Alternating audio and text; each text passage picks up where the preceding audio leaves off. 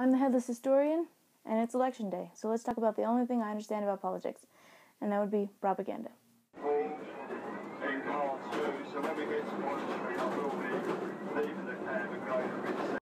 Propaganda, let's define it. I would define it as the deliberate spreading of an ideal about a person or an institution to gain credit. It's been used by many, many people over the course of history, of course. All of the ancient civilizations used images to spread ideas and religious views. Alexander the Great, that's who I want to talk about. Alexander the Great. He was a very young ruler, but he gained a lot of power and a lot of land. And the way that he controlled it was by exploiting his face on the use of coins or statues that he had hundreds and hundreds of made spread throughout his kingdom. It depicted him as young and vibrant and very powerful. And so when his people saw these images, they knew exactly who he was and that he meant business and that they should probably straighten up. So during these times, propaganda became this government tool. The Romans most notably started doing this in 27 BCE when they took a representative government, the Republic, and turned it into a dictatorship through the use of spreading their image everywhere. I have an example of this. I'm going to go ahead and look at the image in my book, but I'm going to pull up the image for you to look at. We're just going to look and discuss a little bit. First things I notice. This is Augustus Prima Porta. This statue was created in the early century CE. It was a copy of the bronze one that's created in 20 BCE. It stands about 6 feet 8 inches high. It's a very tall statue, although he is on a pedestal. His face, very realistic. If you're a Roman at this time, you're going to look up and know exactly who this person is. He's very powerful. He has quite muscular arms and legs. But his face seems very serene, almost as though he's at peace. He's wearing a breastplate, although it's highly decorated, so he probably didn't use it in battle.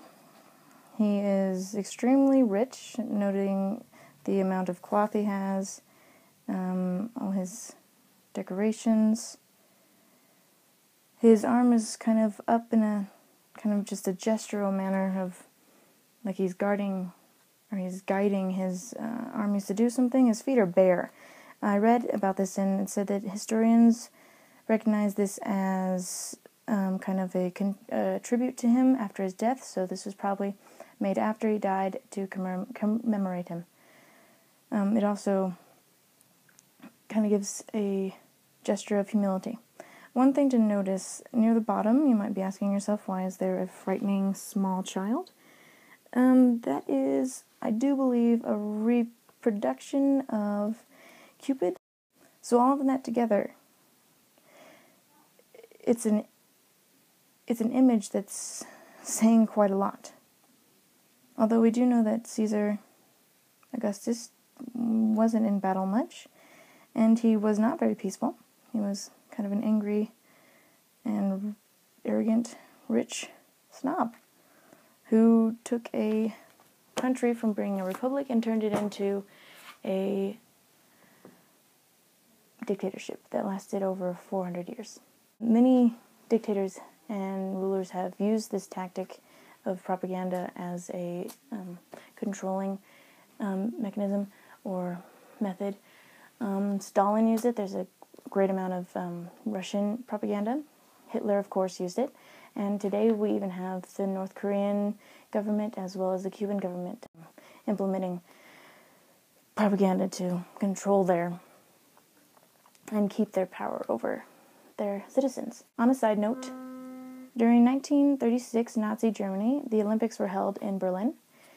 Hitler had the anti-Semitic and wartime propaganda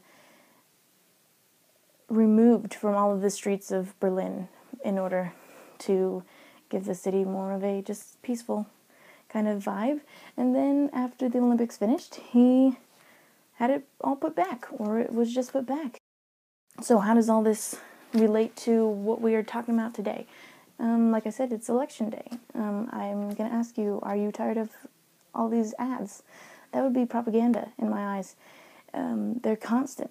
They're images of very sad people. It's exploitive and hyperbolic, and it has this kind of just emotional reaction that is almost unnecessary and exorbitant. It's so much. As I was researching and looking through art about this, I asked myself, if two people are running against each other,